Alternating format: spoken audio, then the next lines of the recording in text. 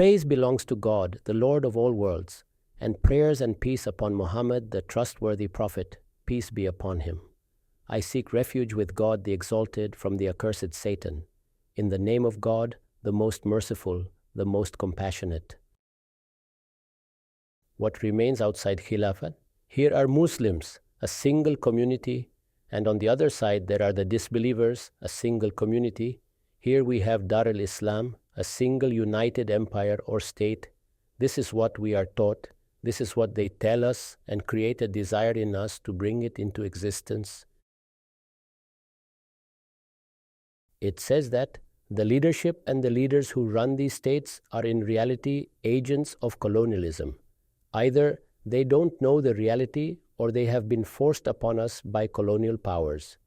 Otherwise, the original target that should be realized is the creation of single Darul Islam. Corresponding to Darul Islam is Darul Harb. The word first indicates that it is not the final destination. The destination is to remove the boundaries of these countries and create a Darul Islam. When they use the term Darul Islam, it logically includes the implication that if certain non-Muslims live in it, the people who follow other religions, they can at best be a second-class citizens. Consider the term Darul Islam. It implies that the house is house of the Muslims. Muslim rule and dominate it. It is the Muslims who own it. This land belongs to the Muslims. Therefore, no other can be raised to the status equal to that of ours. He has to live dependent upon us. In other words, his relation with us can only be that of the subjects with the sovereign. It can't be relation between the two equals. When this classical narrative presents the idea of Dar al-Islam, it automatically and necessarily calls for the unity of Dar al-Islam. It posits that the different counties and nations should cease to exist. The nation states are actually the creation of colonialism. This has divided the Muslim power. The traditional narrative states that we should get rid of these as soon as possible. If you have created a narrative with foundational articles, it will leave its effects. It will affect your psyche and shape your relations with others accordingly. Another question that arises is that if the entire world is as a principle divided into two parts, Darul Harb and Darul Islam, then how can the latter be divided in parts? Darul Islam should be unified and the same. If you take them to Darul Harb, it would be booty allowable, for you are at war. There are many details which you can find in the fiqh works. I pointed this out to you in order that you keep in mind what it means for the traditional view to say Darul Harb. Now we are at war with the nation and the individuals belonging to it. The modern nation state that is found today in the world considers all men as equal citizens. This concept is incongruous to this traditional religious narrative. To them, Darul Islam is the place where Islam dominates. It is the house of Islam. They consider that the guest in my house does not enjoy the same status as I do. Read Iqbal's Javed Nama and you will learn how lofty a place Iqbal grants to Jamaluddin Afghani. Some of the lines in the poem are very touching. The expression introducing him, Sayyid al-Sadat, leader of the leaders, is highly honorific. Subsequent history saw other such men. Gradually, Muslim scholars held the view that we should first develop and strengthen the Muslim countries that have already emerged. The third point of the traditional narrative thus emerges. They say that Muslims are originally obliged to form the Khilafat. That if there are nation states and Muslims are divided in many countries, that is all the creation of colonialism. Unfortunately, many Muslim countries were colonialized, rather the entire Muslim world was colonialized. A large part went to the British, a good part to France, and many areas went to the hands of the Dutch. They further clarify that if there is a Muslim rule, it is Dar al-Islam. If the Muslims are in so great a majority that they are free to practice their religion, then too it is Dar al-Islam. Thus many types of Darul Islam appear, which I don't intend to discuss at present. To sum up, the world is primarily divided into two parts by traditional jurists. I say primarily because there is a third category, Darus Sulah, House of Truce. The first point the traditional narrative states, is that you are at war with Dar al-Harb, and since the objective is to eradicate kufr, you must make it subservient to you. They say, it means your relation with another nation or country on equal footing is not allowed. They assert that. As for the Darus Sulh that I explained, it is nothing more than an interim situation opted for expediency, and as soon as is possible, you have to dominate it as well. This is the idea that is usually referred to as pan-Islamism. Many people have been struggling to achieve this objective. The first movement of this restoration, you can say, was launched by Jamaluddin Afghani. He traveled through many countries. He settled in France and launched his journal Al-Urwatul Wuthqa, which influenced the entire Muslim world. Thus, Muslims were dominated at global level, and the colonial powers did not want that Muslims must grow as a united power or that a Darul Islam emerge again. They divided Muslims among many nations, whereas the original message of Islam was, in the words of Iqbal, Muslims from the valley of the Nile to the boundaries of Kashgar should stand together.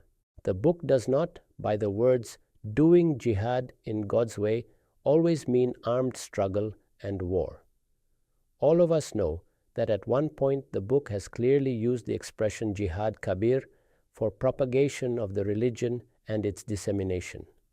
The Prophet had been commanded, wajahid bihi jihadan kabiran, strive against them with the Quran. It means that the message of the book should be propagated, it should be disseminated, it should be spread among the people, and efforts should be made in this regard. The second point is the concept of jihad. Jihad too was discussed, although marginally, under the first point. However, today we intend to explain it in detail. The first important point about jihad is that the term is no longer used in its vast Quranic connotation. A study of the Quran shows that the book uses the term jihad in the way of God, in this vast sense of struggle in God's way. One often hears the words Yahud wa Hanud, Jews and Hindus, in Pakistan. This too refers to the same reality. Therefore, we need to understand the foundational concept in jihad.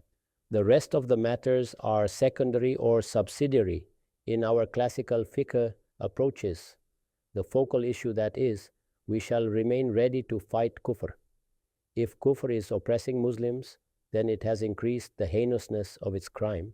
It is just as adultery is a crime, but to commit this crime in the mosque or commit incest, then it becomes graver in our sight.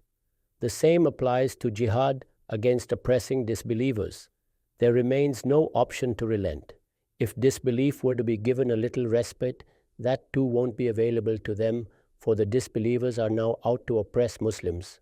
Similar words have been used towards the end of Surah Al-Hajj, when the children of Ismail were awarded the status of divine representatives on earth, وَجَاهِدُوا فِي اللَّهِ حَقَّ جِهَادِهِ, and strive in God's cause as you ought to strive.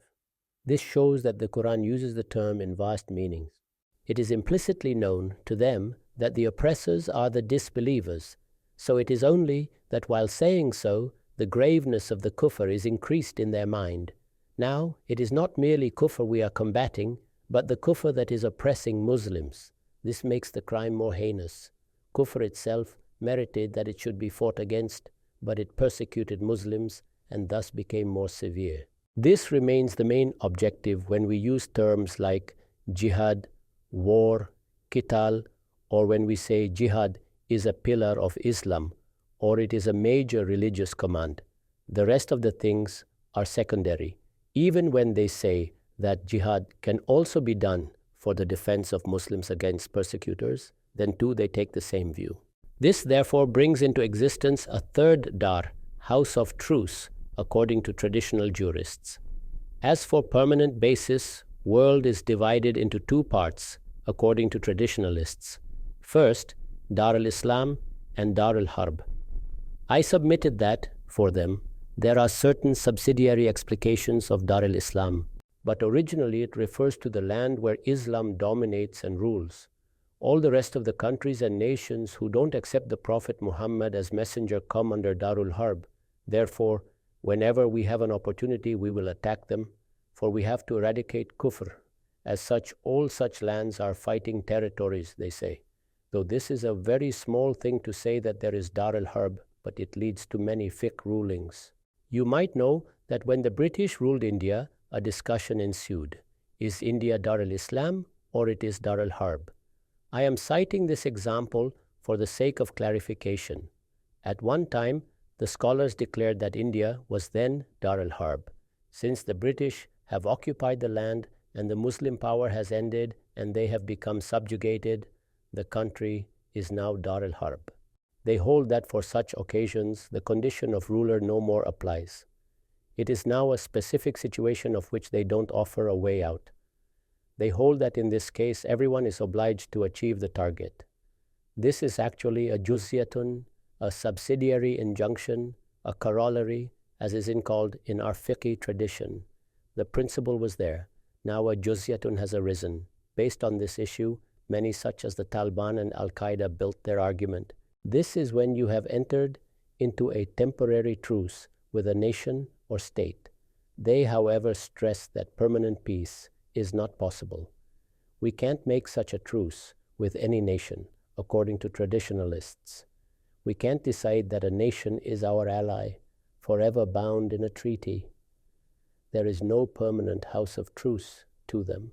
It is implicitly known to them that the oppressors are the disbelievers, so it is only that while saying so, the graveness of the kufr is increased in their mind. Now, it is not merely kufr we are combating, but the kufr that is oppressing Muslims. This makes the crime more heinous. Kufr itself merited that it should be fought against, but it persecuted Muslims and thus became more severe. If you like to find an example, then refer to a discussion held many years back. Mr. Moiz Amjad, who represented our school, Al-Mawrid, penned some articles on the issue. Maulana Zahid al-Rashidi had responded to these. These articles fully covered this issue. The Maulana referred to certain historical events. They say that actual war will be fought only when we will have power. Then we shall fight for the eradication of kufr. But practically, it does not matter if war is going on or not. The land is Dar al-Harb in legal terms. Many things become permissible in Dar al-Harb which are not allowed in Dar al-Islam, as per traditional narrative. When such a statement is made, there remains no chance of further debate. At such a point, our religious mind says that jihad is now an obligation. Another point has recently come under discussion. Even though the jurists have not discussed it this way, the jurists have it that two issues are in the hand of the ruler. First, jihad or war, and second, implementation of punishments. Under the same ruling, our jurists hold all the non-Muslim nations and countries fall indeed in Dar al-Harb. We can enter into an agreement with them only temporarily. Based on this very relaxation, we have become part of the United Nations after signing the Charter. The United Nations was formed. All these matters branch out of the main ruling and many issues come into discussion. This ruling of jihad is not a very simple matter. There are many corollaries of it that are implied in the narrative. The student in the madrasas learns that, reads them in the fiqh manuals, learns the details, and thus a mentality is shaped. Narratives are not ordinary things. In the current legal tradition as well, many things change when we are at war. For example, there are airplanes passing through your territory or the ships going through your seas, and you get hold of them and confiscate what they carry. It is allowable when you are at war.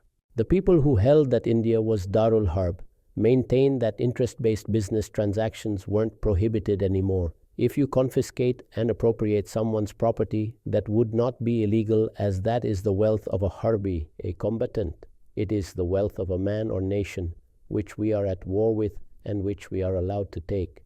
Darul Harb means nothing but that you are at war with that nation.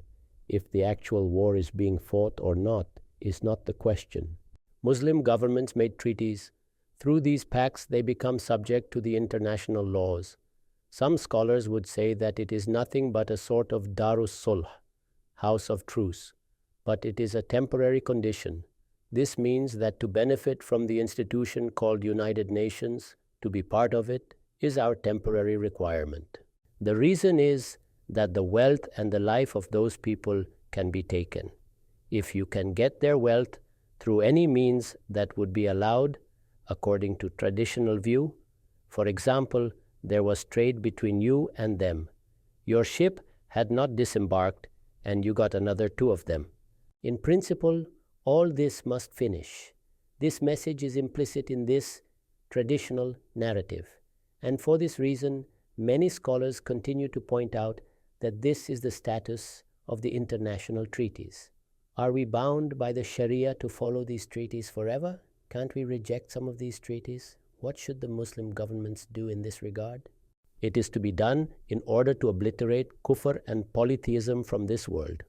The rest of the connotations of jihad and war are mentioned subsidiarily. One use of the term, for example, is for the fight to protect Muslims being persecuted somewhere. If 2 groups of believers fight, the term jihad would be used in this case as well. But predominantly jihad is specific for the war against kufr. It is only temporary for the time being. They say you can consider some strategic benefit and enter into a peace contract. Any treaty should be for the time being. If you have power and you don't need to enter into such a treaty, then it is not appropriate that you enter into such an agreement. But at times, considering the power balance or circumstances, you can opt for expedience. So this terminology is used. Therefore, it branches out in another ruling according to which the entire world is divided into 2 halves: Darul Islam, House of Peace, and Darul Harb, House of War, the countries and nations who have not surrendered to Islamic rule. One possible case is where the Muslims have annexed a region in their nation. As soon as they annex an area this way, it becomes part of Darul Islam. Reflect, and you will notice that the religious mind today looks up to Allama Iqbal with great respect despite many theological differences with him. The reason is nothing but his message. For the protection of the holy land of Islam, the Muslims from the valley of the Nile to the boundaries of Kashgar should stand together, said Iqbal. Concerning the second aspect of this traditional narrative, that is jihad, I wanted to explain that although there are details where there might be difference of opinion, but what is the basic objective of jihad? In the classical thought, its basic objective is to eradicate kufr. When they use the word kufr, they don't mean to refer to rejection of God Almighty. Rather, implication is rejection of the prophethood of the Messenger of God. A careful study of the fiqh literature would make this clear to you. As for those who can't study that literature or don't have the ability to do so, they can, as I said in the previous session, study Amar Khan Nasir's work on jihad. He has explained in detail that it is fight against kufr that is the primary objective. The narratives we studied also used jihad with a wide connotation. However, in them its dominant use is limited to armed struggle, qital. Thus, juristic usage got dominant. So far, this is not problematic. But what is the objective of jihad? A study of the classical fiqh literature and the concepts arising out of that shows that there is a consensus on that they use the word jihad for fight against kufr. This has a certain consequence. When we use the term jihad for war for any other purpose that sounds anomalous to the mind shaped by these narratives, they think the essence of jihad is being altered or negated. The real command is being changed. This reaction is due to their understanding that jihad originally is to be done against kufr. Muslims lost their control over an area and their rule was finished. A few people took action, or the believers got organized, or in some other similar cases, a governor or a ruler over a provincial area took an action on his own. Maulana Rashidi presented some examples from history, including the fact that the Muslim rule over Al-Yaman was lost during the prophetic life. Ladies and gentlemen, in the previous session, we had identified the constituent points of the conventional religious narrative. I had explained the first point in complete detail, and had submitted that all the four religious narratives share that theme. Barring certain details, there is no significant difference on the foundational issues. These two matters relate to the state and authority. Jurists are not unclear on this matter. All of them agree to this. However, they mention certain subsidiary points which have been used by scholars of today. One such case relates to the situation where there is no collective system of the Muslims at one place, or a foreigner has attacked and uprooted the Muslim government. Some people got together and re-established the rule. They took this sort of action. Citing such examples, he claimed that though the principal view is that it would be a state and the government or state of the Muslims which shall decide jihad, but in cases where Muslim state is not active any longer, believers have been scattered, there is no central authority, then anyone who has the ability or power can organize the Muslims and take action. Such a situation arises at times during political differences. But how wonderful is the poem Iqbal composed at the death of Muhammad Ali, who had died and was buried in Palestine. Su'e janat rafat na rahe ka pagambar gazashat, he says, Muhammad Ali took the same path to Jannah through which the messenger proceeded on his ascension to the heavens. Su'e jannat rafat na rahe ka pagambar gazashat. There are very beautiful verses in the poem. It is worth reading in Bange Dara, Sheh Pare Zag Wazagan Dar Band Qaid Wasid, Nistani Saadat Kismat Shaheen Kardan. Many times Allamat Mashraqi got himself flogged for being late in meetings, as was the punishment prescribed for the offense. He organized the movement on the level of ordinary man. He formulated regulations and rules. In order to build a strong connection to the common man, he made social service a symbol of the movement. One would find someone knocking on his door. The disbeliever living outside shall also be subjugated. They say that. This is the only relation with them. The traditionalists say that. We are at a perpetual war with them. We shall subjugate them sooner or later. Only one relation with the non-Muslims is possible in the traditional religious mindset. We might tell them that there is the human bond or national bond with them. When the traditionalists say that Khilafah should be restored, or such and such a person has become Khalifa of Muslims, or we are progressing after having revived the Khilafah in a smaller land, all the extraordinary power to motivate people has been nourished by this knowledge tradition. How extraordinary. People are ready to do anything for this objective. Muhammad Ali would often be arrested. Here he is released, and there he is caught again. Iqbal says, has anyone seen that someone arrested vultures and crows? It is only the falcons who have that honor to be arrested. The same were the feelings of Maulana Maududi about him. The fourth point of the traditional narrative relates to the treatment of the Muslims living in Darul Islam. As for the non-Muslims that I have already covered and said that there is only single relation with them, that they are unequal subjects. Those living in our Khilafah are already subjugated. Muhammad Ali Johar came to Lahore. Allama Iqbal was the secretary of Islamia College Committee. Fearing that Muhammad Ali would drag the students to the Khilafah movement, Iqbal gave them the day off so that no contact between the students and Johar was possible. Muhammad Ali Johar was furious. He even expressed harsh words for Iqbal. He said, Iqbal, you made us Muslims and now yourself are turning kafir. It was a huge movement. It had 900,000 members in India, including G.M. Syed and Nawab Bhopal. They enthused their cadres with military spirit. What was the target? The same establishment of the universal Khilafah. They would hold regular parades. Extraordinary power was created. He was trained not to accept free water even while dying. I have mentioned all this to point out that Khilafah was the ideal for the establishment of which Muslims were organized. Allama Iqbal criticized Muhammad Ali Johar's strategy. At one time, both these great men became bitter to each other. By this explanation, I mean to show that what we just reject as Daesh, etc., is not that simple a matter. It is in explication of the third point. What importance does Khilafah hold? What is the argument for it? How extraordinarily the argument has been built. What is its basis? I have observed Maulana Maududi during his last years. I am referring to his last times, because at this stage a man grows in maturity. The attachments of boyhood and young age are no longer there at that age. Muhammad Ali Johar was one of the two persons Maulana Maududi would mention with a strange brightness in his eyes.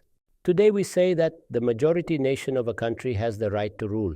This is just an example. The Khaksar Tehreek held that it is the quantity of blood a nation has offered in the history of the nation which shall decide the right to rule.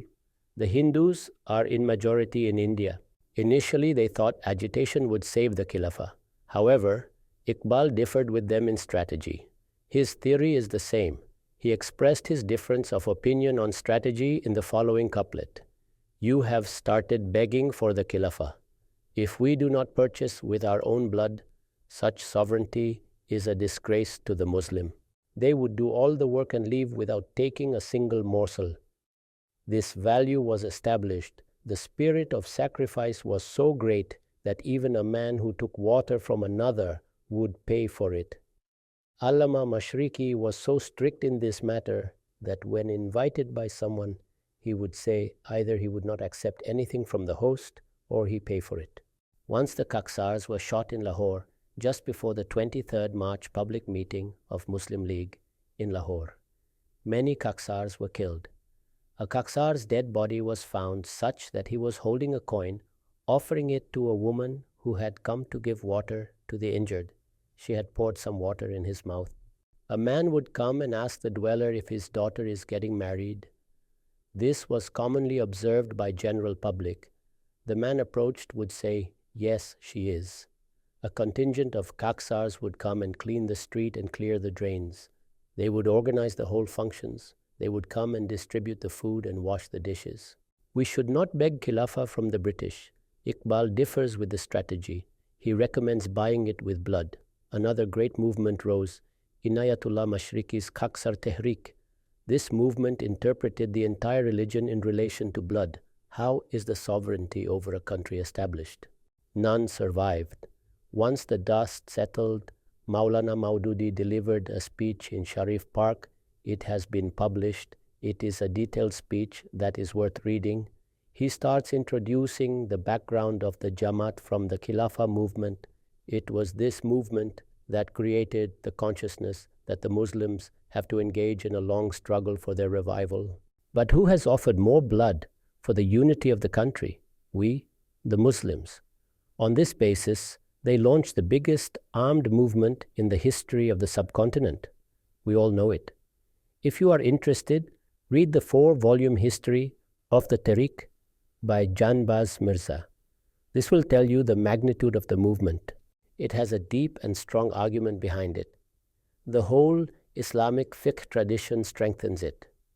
Presently, people don't understand such issues in that perspective. You know that abolition of Khilafah by Mustafa Kemal Ataturk turned out to be a great tragedy for the Muslims. A great movement called the Khilafat movement was launched in India, though the Orientalists objected and said, why this mourning? It is not only backed by this entire structure of knowledge, fiqh tradition, and Islamic legal tradition, but also supported by the works of the great personalities of modern time like Jamaluddin Afghani, Allama Iqbal, and Maulana Maududi, people who have raised it to the status of a major issue. The Prophet told that the Quraysh would succeed him. It was not a directive. This means that the Khilafah of the Turks was a valid and legitimate Khilafah for the Muslims, and they mourned its abolition.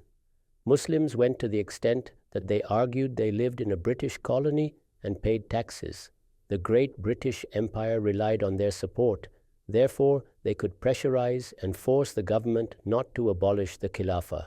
The passion and zeal of the movement is reflected by the slogan Mother of Muhammad Ali called, Son, lay your life down for Khilafah. The people began to organize to sacrifice their life for Khilafah, and a major movement was organized in India. When introducing the background of Jamaat Islami, Maulana Maududi starts from the Khilafah movement. They have presented it forcefully in powerful language that melts people's hearts. I shall reiterate the fact that at times people differ over the strategy. For example, when the Khilafah movement was being launched, the beloved of all, Maulana Muhammad Ali Johar, the greatest Muslim leader of the time, was leading the movement. You shall find it in Javed Nama, particularly the last part of the book, titled Kitabun Bajawid, in which he addressed some advice to his son.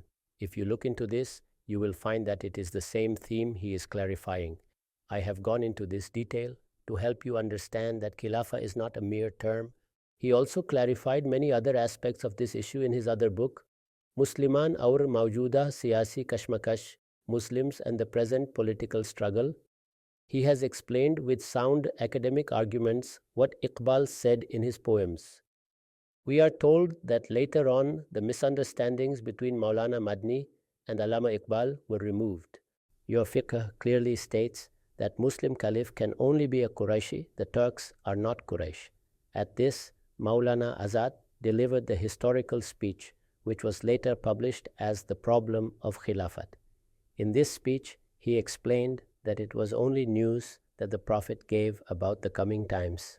According to traditional narrative, this is therefore a religious concept for the Muslims. That is, Khilafah is not merely an administrative system, rather it is a religious tenet. So the third thing in the traditional narrative, the Khilafah, originates in this background. The whole background should be appreciated. These were the harshest verses he composed, and this way he described his stance. What I am trying to say is that the points which created the traditional narrative have not remained confined to the religious madrisas. Keeping this before him, Maulana Maududi criticized the concept of nation-state in his book Mas'alati Qawmiyat, the problem of nationhood. The religion is nothing but the message of Muhammad, the messenger of God and his person. If you do not reach up to him, it is all Abu Lahab's idolatry. If you don't reach that stance, then all your knowledge and wisdom and mosque and pulpit is Abi Lahabism. It is the sunnah of Abu Lahab, who was a sworn enemy of Islam in Muhammad's time. The latter had issued that statement in the context of struggle between the Muslim League and the Indian National Congress. On one occasion, while giving an interview or making a speech, Maulana Madni held that in these times it is territories which form nations. We know that previously a nation would be comprised of people who consider themselves a nation due to common race or civilization or culture or language. His party lost election in 1971, and it was a very unexpected and very shocking outcome. The party and the Maulana believed that they would definitely get at least 70 seats. Even if they would not be forming government yet, they would be a great power in the parliament. But they met total defeat. This geographical nationality is what operates, for example, you came to America and become American national, or we the Pakistanis were once Indians, but on the 15th of August, 1947 became Pakistanis. This difference is based on the nation state. This is a concept of modern times. When Iqbal saw that Maulana Hussain Ahmad Madani, the greatest scholar of Deoband, the one who has great influence upon the Indian subcontinent, said this, he composed those verses. No harsher criticism was possible. Therefore, it demands sacrifice from me and gives me national identity. All these things are included in it. Iqbal says, nation state is the biggest among these new gods. The shirt of this nation state is the funeral shroud of religion. Religion would not accept this form of nationality. But if you study the details, you learn that it is as if one side, Maulana Madni, offered excuses, while the other side, Iqbal, accepted and relented. It was not that the issue was resolved, nor did Allama Iqbal retract from his stance. He continued expounding on it with full force. The same theme was presented in all of his books. This is the world of my God. We shall extend the boundaries of Darul Islam to its farthest limit, originally extended to the entire earth. But if they have not covered the entire earth, then at least they should cover the Muslim world. Keeping this in mind, consider Iqbal's reaction to the statement of Maulana Hussain Ahmed Madani. At this, Maulana said that in modern times the common territory is also a factor in formation of a nation. Seen from an academic point of view, this is correct. Before the modern age, there was no such idea of nationality on the basis of common country. Nations were based on either common race or language or civilization and culture. The Darul Islam will extend to all the dominions of the religion. It is not limited to any particular area. Its action to stretch its boundaries is not a transgression. To remain in those limits is not a religious requirement. You have the entire world open for you. Every country is my country, for this world made by God is mine, said Iqbal. Of the real position of the Arabian prophet, how sadly unaware is he. How ignorant you are of the true status of the prophet. A great poet and a leader can't make a harsher comment. He has also named Maulana and said, "Otherwise, Hussein Ahmad of Deoband, what is this foolhardiness? The nation of the Hashimi messenger is unique in its composition. The Prophet, peace be upon him, invites to the universal Khilafah. Try to raise yourself to that mark. Yourself merge with Mustafa, for all faith embodies in him." But when Iqbal says, nation-state is the biggest among these new gods, he does not refer to this geographical origin. He himself has titled the poem as Nationalism as Political Idea. He comments on the political idea of nation-state. The political ideology of country refers to a geographical region which fashions one's nationality and establishes one's independent identity, both of which entail that the person owes it exclusive rights. Religion does not object if you call yourself an Arab or a non-Arab, but when you separate the non-Arab from the Arab and make it a reference of political identity that would not be acceptable to the religion, the nation of the Hashimi messenger, Muhammad, peace be upon him, is unique in its constitution, said Iqbal. This is not that nationality. Thus Iqbal is presenting the classical thought. A sermon song from the pulpit that a nation by a homeland be. That is, it is being said on the pulpit that a nation is formed on the basis of country. Note the sting and the sharpness in the phrase, sermon song from the pulpit. That is, you have access to the pulpit of the messenger of God, Muhammad, peace be upon him. You stand here as a religious scholar and declare, a nation is based on common territory. He said, nation-state is the biggest among these new gods. The shirt of this nation-state is the funeral shroud of religion. Iqbal. There can't be a stricter statement. Read the entire poem. It tells what the nation-state actually means. The poem is titled Nationalism as a Political Concept. Iqbal loves his homeland as a geographical reality. A man is an Arab, another is an Indian. Any language, for example Urdu, reflects a whole civilization and concepts. Language is not merely a means of communication. When I was a boy, I heard my father use this term many times. We lived in Sahiwal. My father settled there, but our ancestral town is near Lahore, falling in the district Sialkot. I often heard my father use this term while he returned from his hometown. He would tell others, "Why don't you too visit your watan?" Thus, this word watan describes relation to a geographical region.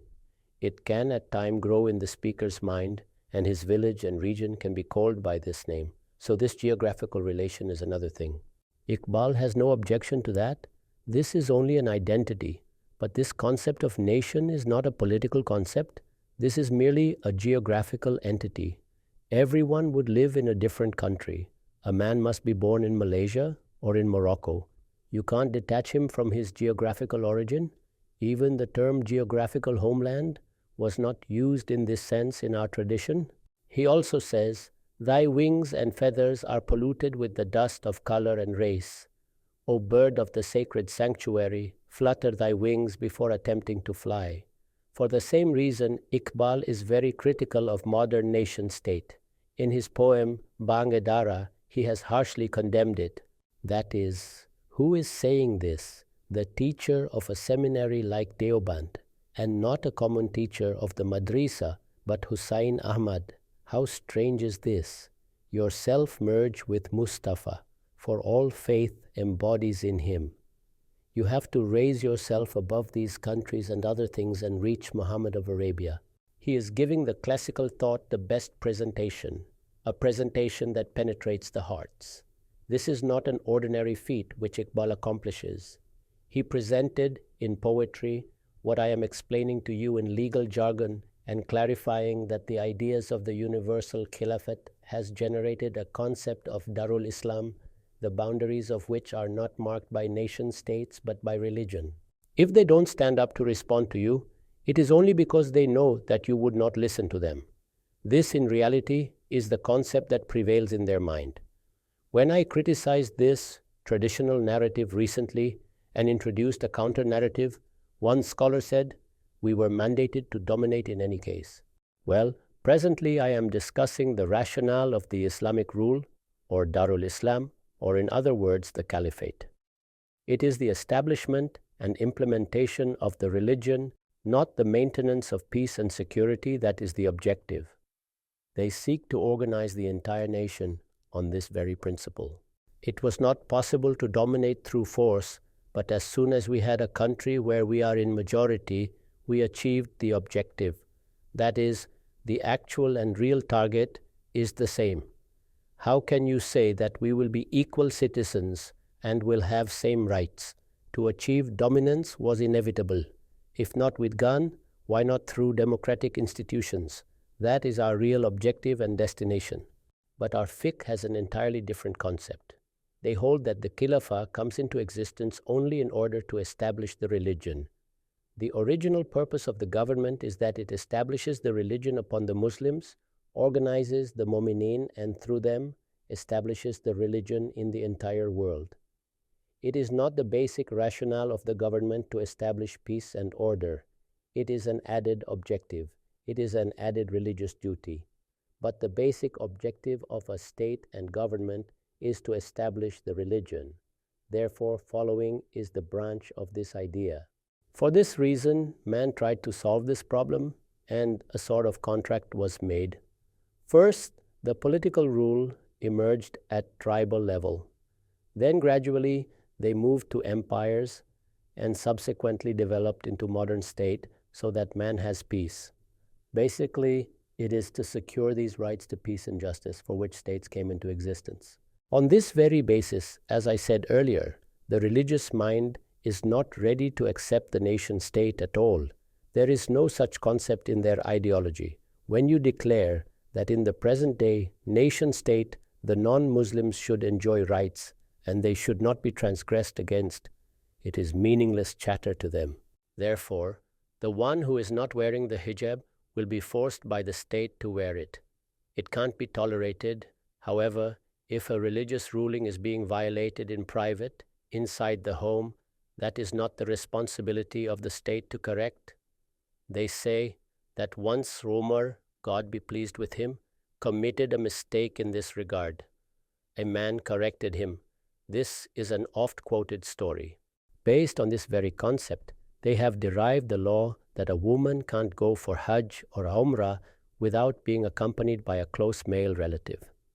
All this legislation has been done on the principle that when the Islamic rule is established somewhere, it has to implement the rationale, the objective, to establish the religion of Al-Islam. This is why, when we see a religious regime in power, it does this duty. In the recent past, we see that the Saudi regime came to power as a result of the movement of Muhammad bin Abd al-Wahhab. The religious rule in Iran was established under the leadership of Imam Khomeini. In Afghanistan, Taliban ruled under the leadership of Mullah Umar, though it survived only for 5 or 7 years, but it did emerge. You should talk to them, preach Islam to them, consider them part of your nation. But this call does not strike the religious mind. It remains alien to them. The reason is that their mind is fixed on the tenet that ours is Darul Islam and theirs is Dar al-Kufr. Dar al-Kufr in its origin is Dar al-Harb. They say that we are at war with them. Whenever we shall have power, the disbelievers living in our state shall be considered as enslaved, and the ones outside eventually be subjugated. Those who profess to be Muslimin and live in the Muslim rule shall have to follow the religion due to their free choice. But if they don't follow it, the government has the right to impose the religion upon them. It has the right to impose even the smallest legal ruling, including the worships and other religious matters. With regards to the state, our juristic viewpoint is very different. From the viewpoint of political science, the rationale for the state and government is the fact that man has free will, which he can misuse. This leads to transgression against human life and property. So Pakistan is not the name of a geographical region, it is a movement which had to dominate the entire world. How that objective was to be achieved, that is another discussion. So the fourth point of this traditional narrative is that Muslims and non-Muslims living in the Muslim rule or outside have the only possible relation between them, that of the ruler and the ruled. You might have noticed that when the religious mind approaches Pakistan, he says that it is the first step. The actual target is the universal Khilafah. Pakistan means a first step to the destination. They say, we have to proceed ahead. We have become entangled here. They mean that on the basis of religious movement, a country should be established and then it should continue extending its borders till the end of the earth. 3 religious Muslim governments were set up. All 3 followed the same norm. Each of these has a complete list of Islamia injunctions determined by a jurist, then this list is imposed. For example, if a member of religious police notices that you are making wuzu or ablution in incorrect way, he can flog you on the spot and order you to do it right. Women, you might have noticed that a woman's statement was aired by the BBC about Daesh's treatment. Before leaving her house, her husband tells her if she wears hijab, then they can go out together, otherwise they will be penalized. She enters the restaurant and removes her hijab to eat food. He just gave it modern language, saying that the way the state makes the citizens follow the laws, Al-Islam, which too is like a state, will force the people to follow its rulings. All the laws it contains will be enforced, including the command to wear hijab or wear lihya, or follow the dress code in which we are told not to reveal our knees, for example. Umar, God be pleased with him, heard sounds of a drinking party and music. He climbed the walls of the house and entered. The owner said to him, "You have come to forbid one evil, but you yourself have violated 3 rulings of the religion." If you are interested, you may read the criticism of this narrative by Maulana Amin Ahsan Islahi. These were the 4 points which I have explicated. We shall further probe the matter in the next session. If you have any questions, please ask. The owner of the restaurant runs towards her and asks her to cover herself, otherwise he will be penalized by Daesh. So to implement the Sharia injunctions is considered a religious duty. You can't violate them in this state. If you do that, Al-Islam will act as it is nothing but a state. Notice the concept here.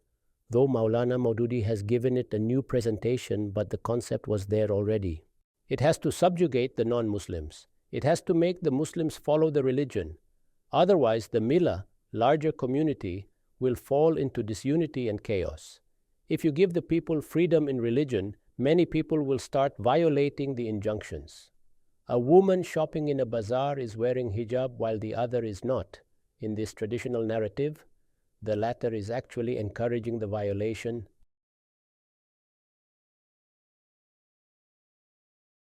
You mentioned that all jurists unanimously maintain there should be a single Khilafah, since there can be no division in Darul Islam. Yet we observe that the Khilafah was split very early between Banu Umayyad, who ruled in Spain, and Banu al-Abbas. How do the jurists justify that? They regard it simply as an incident akin to a local conflict or feud that erupts somewhere. In their view, it remains a mere event. The foundational ruling stands that there ought to be a single Khilafah. But do they accept both as legitimate Khilafah? They do not really delve into that. Why? One explanation is that they did not consider it too significant. Another explanation suggests there was a state of war between the Umayyads and the Abbasids, and the jurists deemed it unwise to inflame the situation. It was tolerated, much like the later tolerance of oppressive rulers, though after initial objections, where people were discouraged from rebelling against them. The first century saw multiple revolts, including the Khawarij uprising. There was initially no concept of condoning an unjust ruler. My lectures on Khawarij and Shia illustrate how the earliest Muslims responded to rulers who failed to meet expected standards. Can different groups take up arms and fight to establish their own rule? Do all jurists agree on rebellion? Not at all. There is no unanimous agreement. Imam Abu Hanifa did permit rebellion. However, when revolts kept failing and Muslim blood was repeatedly shed, the action came to be prohibited for pragmatic reasons. The Shia scholars do not believe in the four imams you discussed. Is that right? I was referring to the mainstream view among the majority of Muslims. Yet, on this particular issue, Shia scholars share the same stance. This is why whenever a religious political alliance is formed in Pakistan, Shias become part of it without reservation. They preserve their separate religious identity, but they have joined all the united religious fronts in Pakistan. Was the Muslim rule in pre-colonial India regarded as part of the Khilafah? Certain local rulers acquired a degree of independence under the Khilafah, and the same pattern emerged in India. They typically maintained a symbolic link. At times, the Khalifa of the Muslims issued a formal written sanction, like a titular head in a parliamentary system. The Mughal rulers followed a similar pattern. A major breach of this type of arrangement was made by the Safavids in Iran. Shah Ismail Safavi and Shah Abbas instituted autonomous rule there. Shia Islam contested this approach since it espouses imamat instead of khilafah. The imam, in their doctrine, is not chosen by the people but is divinely designated. For 14 centuries, Shias have argued that Muslims effectively repealed the imamat in practice and should have followed the person God designated as imam. Yet, from day one, the Muslims rejected that view. They refused to accept the first Shia imam, Ali, God be pleased with him, and similar conditions prevailed afterward. It is often claimed that Imam Abu Hanifa backed one of the insurrections in his time. Is that true? The narrative is that he supported the rebellion of Nafs-e-Zakiyya and even donated funds for it. Imam Abu Hanifa was fairly wealthy and prayed for their success, though he also predicted the movement would not prevail. Maulana Maududi has addressed this matter in detail, placing it as an appendix in his book Khilafat o Malukiyat. Did the Koksar Tehreek present itself as a religious or a political movement? They introduced themselves as a religious movement. Their founder authored a book titled Tazkira, offering a martial interpretation of Islam. You stated that once the Caliphate is established, according to the traditional narrative, it becomes the right of the state to revive the genuine essence of Islam? Meaning it must enforce all the commandments of the religion. However, you also said the Islamic government, or Islamic state, has no authority to force religious rulings on its citizens. Isn't that contradictory? At this moment, I am only explaining the traditional religious viewpoint, not presenting or critiquing my own stance. I merely aim to clarify their narrative, how they formulate and defend it, without passing judgment. How does the Pakistan movement, often called the Musliman movement, fit into all this? The narrative speaks of Muslim global supremacy, yet they fought for a separate homeland. They saw it as a preliminary phase toward their ultimate aim. They believed that first, Dar al-Islam should be carved out in India. One possibility was to rule the entire subcontinent, which would place Hindus in a subject-ruler framework. When that idea failed, they chose a second option. I am not describing Quaid-e-Azam's personal viewpoint. That is a different matter. I am portraying how the traditional religious mentality interprets these events. It perceives the newly formed country as Dar al-Islam, insisting there are only two territories, Dar al-Islam and Dar al-Harb, and effectively two communities. Do not mix this with the separate approaches of modern political leaders who led the movement. They had their own rationale and distinct arguments, but as the political process unfolded, the religious mindset either dismissed it or legitimated it and interpreted it on its own terms. When Quaid-e-Azam spoke of two nations, it was not in this strictly religious sense. The political leaders utilized those terms in a different context. Meanwhile, the religious element either labeled the movement incorrect or deemed it justified, and this filtered it through its own framework.